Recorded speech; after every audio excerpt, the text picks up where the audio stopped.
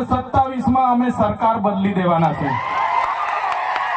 ભાજપના સાંસદ મનસુખભાઈ વસાવા, 3 જિલ્લાની પોલીસ અને એમના RSS વાળાએ આપણને ત્યાં પ્રતિમા સ્થાપતા અટકાવી દીધા હતા અને પ્રતિમા સ્થાપતા આપણા ઘણા લોકોને ડિટેન કર્યા હતા।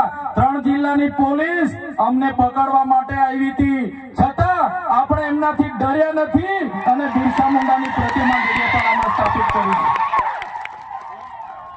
ત્યારે આજે દેશના વડાપ્રધાનને આજે ડેડિયાપાડા આવવું પડે એ આપણા બધાની તાકાત છે।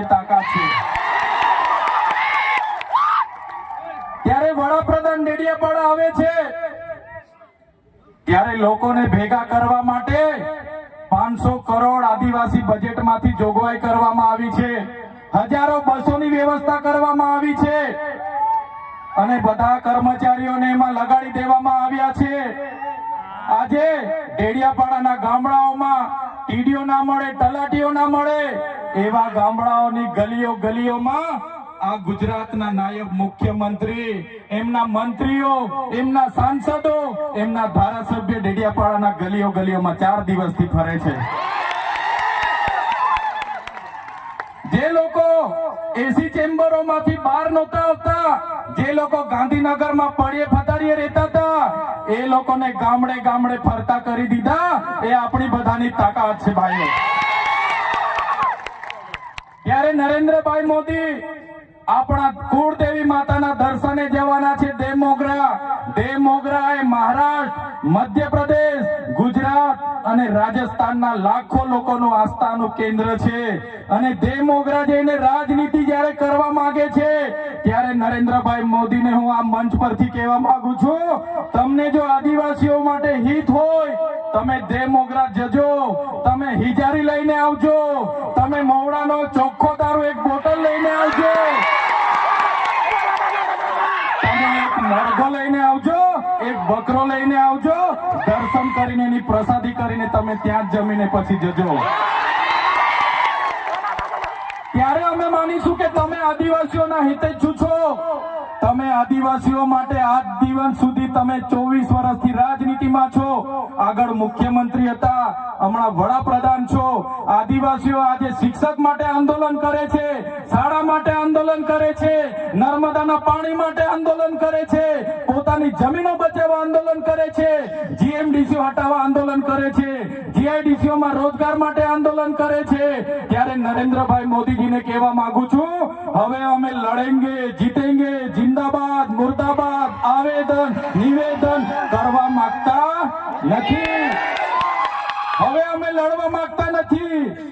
हवे धरना प्रदर्शन बंद, हवे आंदोलन बंद। जो हमारी 5મી अनुसूची, जो हमारा पैसा है, जो हमारी अनामत, जो हमारी 73 एनी जमीनों ने आवनार दिवसों में जीएमडीसी ना नामे मांगशो, माल सामोट प्रोजेक्ट ना नामे मांगशो, हाइड्रो प्रोजेक्ट ना नामे मांगशो, अणु मथक ना नामे मांगशो तो अमे आंदोलन नहीं करवाना, अमे नेपाळवाड़ी करवा माटे गांधीनगर आववाना छे।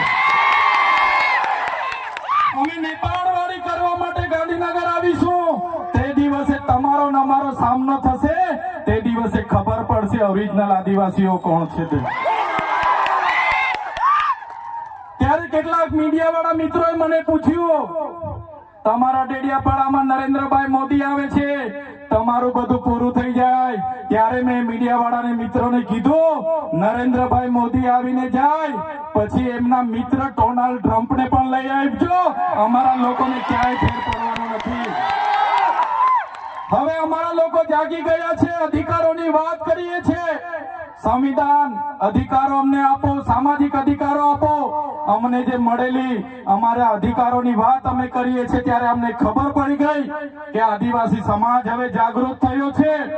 ત્યારે બિરસા મુંડાના રથ જ્યારે લઈને ફર્યા, એમના મંત્રી તંત્રી મારું નામ લઈને મને ગાળ બોલે કે પેલો ચૈતર વસાવો અહીંયા આવે છે, આમ કરે છે, તેમ કરે છે, ફલાણું કરે છે, ઢીકડું કરે છે।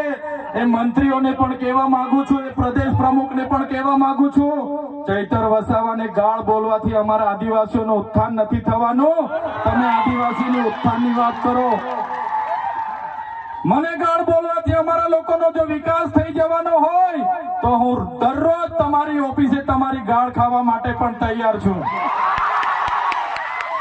સાથીઓ, અમે અનંતભાઈ સાથે વિધાનસભામાં લડીએ, રોડ પર લડીએ, સદન પર લડીએ અને આદિવાસીઓની ન્યાયની વાત કરીએ, અધિકારની વાત કરીએ. આ લોકોને ગમતું નથી. અનંતભાઈ પર અનેક કેસ થાય, મારા પર અનેક કેસ થાય, અમને જેલોમાં નાખવામાં આવે, પણ અમે આ સરકારની જેલોથી અમે ડરવા વાળા લોકો નથી, અમે લડવા વાળા લોકો છીએ. સાથીઓ, આ મંચ પરથી કહેવા માંગીએ છીએ, આ ચૈતર વસાવાના, અનંત વસાવાને જ્યારે સમાજની જરૂર પડશે, અમે આ ધડ ધરવા માટે પણ તમારી સાથે તૈયાર છે. આ ધડ ધરવા માટે પણ અમે સમાજ માટે તૈયાર છે. એક ગુજરાતના મુખ્યમંત્રી ભૂપેન્દ્રભાઈ પટેલ, એક ગુજરાતના ઉપમુખ્યમંત્રી હર્ષભાઈ સંઘવીની પોલીસમાં પાણી નથી કે આ ચૈતર વસાવાના અનંત પટેલને એરેસ્ટ કરી શકે. ત્યારે સાથીઓ, જાગવાની જરૂર છે. આગળ ડોક્ટર સાહેબે કીધું, આપણી જે મૂળ સંસ્કૃતિ છે આપણે ભૂલી જાયેલા. આપણો નંદરિયો દેવ, આપણો ગામનો હિમારિયો દેવ, આપણો વાઘદેવ, ગોવળદેવ, આપણો કાળિયો ભૂત, આપણે ધરતી માતાને પૂજનારા, આપણે નદી નાળાને પૂજનારા, આપણે ચંદ્ર અને સૂર્યને પૂજનારા, આપણે પ્રકૃતિના પૂજક તરીકે છે. ત્યારે જન્મ મરણની વિધિ, લગ્નની વિધિ આપણે ભૂલી ચાલ્યા છે. ત્યારે આજે આ લોકો આપણા પર જાતિનો દાખલો માંગે છે, પુરાવા માંગે છે. ભણેલા છોકરાઓને પૂછી લો. સાથીઓ, જે આપણી રીત પરંપરાઓ છે, આપણો જે પહેરવેશ છે, આપણા પૂર્વજો આઝાદી પહેલા ઓળખી કાઢતા હતા. ગોરા અંગ્રેજો આવ્યા, એમના પહેરવેશ, એમની બોલી પરથી આપણા પૂર્વજો જાણી ગયા કે આપણા દુશ્મન છે. આજે તો આપણે એ લોકોની સંસ્કૃતિ અપનાવતા થઈ ગયા, એ લોકોના પેન્ટ શર્ટ પહેરતા થઈ ગયા, એ લોકોના જીન ટી શર્ટ પહેરતા થઈ ગયા, એ લોકોના બૂટ સૂટ આપણે પહેરતા થઈ ગયા. આપણી બહેનો પણ આજે પંજાબી પહેરતી થઈ ગઈ, ડ્રેસ પહેરતા થઈ ગયા, ચણિયા ચોરી પહેરતી થઈ ગઈ, જીન શર્ટ ટી શર્ટ પહેરતા થઈ ગયા. ત્યારે આવનારા દિવસોમાં આપણો દુશ્મન કોણ છે તે આપણને ખબર પડવાની. ત્યારે આપણે મૌલિક નૈતિક મૂલ્ય આપણે જાળવવા પડશે. આપણી બોલી ભાષા આપણે સાચવવી પડશે. આપણો પહેરવેશ, આપણી સંસ્કૃતિ, આપણા વારસામાં મળેલી આપણી પરંપરાઓ, રીત રિવાજો આપણે સાચવવા પડશે. સાથીઓ, આપણા વિસ્તારમાં વૈશ્વિકરણના નામે જમીનો છીનવાય છે. ઔદ્યોગિકરણના નામે જીઆઈડીસી આવી, એમાં જમીનો છીનવાઈ ગઈ. અને તમે જોઈ લો, આજે ધર્માંતરણના નામે આદિવાસીઓને ભોળવામાં આવે છે. આજે શિક્ષણના નામે ધર્મના પ્રચારો થાય છે. ત્યારે મારા આદિવાસી સાથીઓને કહેવા માંગુ છું, જે દિવસે આપણે આજે આદિવાસી તરીકે મટી જઈશું, તે દિવસે આપણું અનામત પણ આપણને મળવાનું નથી. તે દિવસે આપણે જમીનો પણ બચાવી નથી શકવાના. સંવિધાને આપેલી જળ, જંગલ, જમીન પરના અધિકારો પણ નથી બચાવી શકવાના. ત્યારે આ લોકોને આપણે કહેવાનું છે કે આપણે હવે ઓરિજિનલ આદિવાસીની રીત રિવાજમાં, પહેરવેશમાં, આવા કાર્યક્રમમાં આપણા ઓજારો સાથે, વાજિત્રો સાથે ઉપસ્થિત થયેલા છે. ત્યારે મારા તમામ વડીલો, તમામ યુવાનો, માતા બહેનોને વિનંતી છે કે આ કાર્યક્રમ એ સમાજનો કાર્યક્રમ છે. અને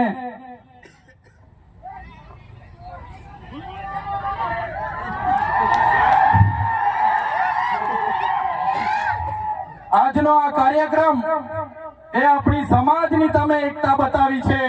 આજે ભાજપના નેતાઓને, ભાજપના મુખ્યમંત્રી, ઉપમુખ્યમંત્રીને અને ભાજપના વડાપ્રધાનને આદિવાસીઓની તાકાત આજે આપણે બતાવી દીધી છે. એ બદલ બધાનો ખૂબ ખૂબ આભાર. આ આપણી તાકાત છે. અને જ્યારે પણ કોઈ જીએમડીસી ની વાત આ વિસ્તારમાં લઈને આવશે, જ્યારે પણ આ વિસ્તારમાં હાઇડ્રો પ્રોજેક્ટના નામે ગામડાઓ વિસ્થાપિત કરવાની વાત કરશે, કોરિડોરના નામે ગામડાઓને વિસ્થાપિત કરવાની વાત આવશે, માલસામોડ પ્રોજેક્ટના નામે ગામડાઓ વિસ્થાપિત કરવાની વાત આવશે, કે કેવડિયાની મારી બહેનોને હેરાન કરવાની વાત આવશે, તે દિવસે પણ આવો ઘોડાપુર આપણે પહોંચવાનું છે. તે દિવસે પણ ઘોડાપુર થઈને આપણે પહોંચવાનું છે. ત્યારે મારા સાથીઓ, મારા વડીલો, મારા યુવાનો, બાળકો, સૌ તમે પોતાના વિસ્તારમાંથી પોતાના રોટલા ખાઈને, પોતાના ભાડે થઈને તમે અહીંયા પહોંચેલા છો.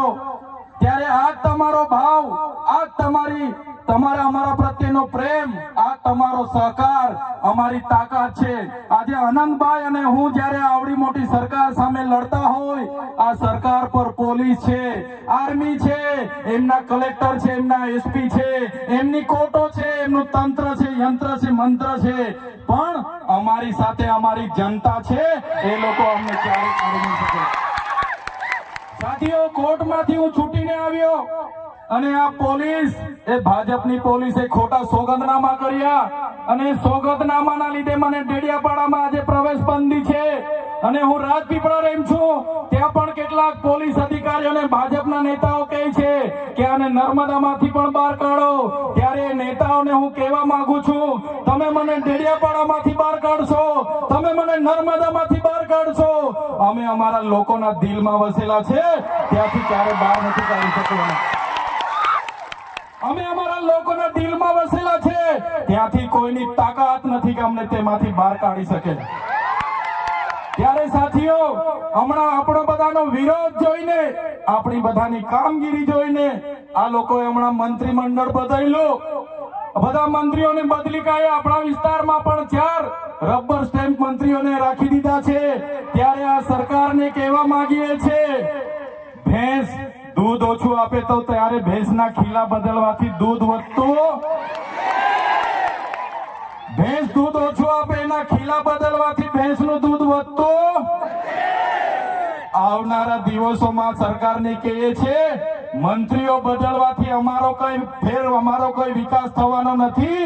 2027માં અમે સરકાર બદલી દેવાના છે. બદલી દેશું ને આપણે? તૈયાર છો બધા? ત્યારે આ સરકારને ખબર પડશે કે સરકાર બદલવા વાળા આવી ગયા છે. ત્યારે સાથીઓ, વધારે વાતો નથી કરતા, હજુ આપણે અહીંથી રેલીનું પ્રસ્થાન કરવાનું છે. આજે વડાપ્રધાન નરેન્દ્રભાઈ મોદીજી ડેડિયાપાડામાં આવે છે એમ કરીને પરવાનગી તો માંગવાની હોતી નથી અમારે, છતાં પોલીસ વિભાગ અને વહીવટી તંત્ર દ્વારા કહેવામાં આવ્યું કે જેમ બને તેમ પ્રોગ્રામ પતાવજો. ત્યારે એમને કહેવા માંગીએ છીએ, અમારો જે વડાપ્રધાનનો કાર્યક્રમ છે એમાં આગળ કીધું એમ પોલીસ 7000 છે, આંગણવાડી કર્મચારીઓ આ લાભાર્થી તે લાભાર્થી કરીને ભીડ કરશો, પણ આ ઓરિજિનલ આદિવાસીઓની ભીડ જોઈ લો.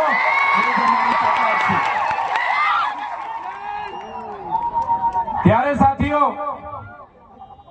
ભગવાન બિરસા મુંડાની જે ઉપદેશો હતા, એમના જે વિચારો હતા, એમણે પોતાનું 25 વર્ષમાં પોતાનું જીવન આપણા માટે સમર્પિત કરી દીધું.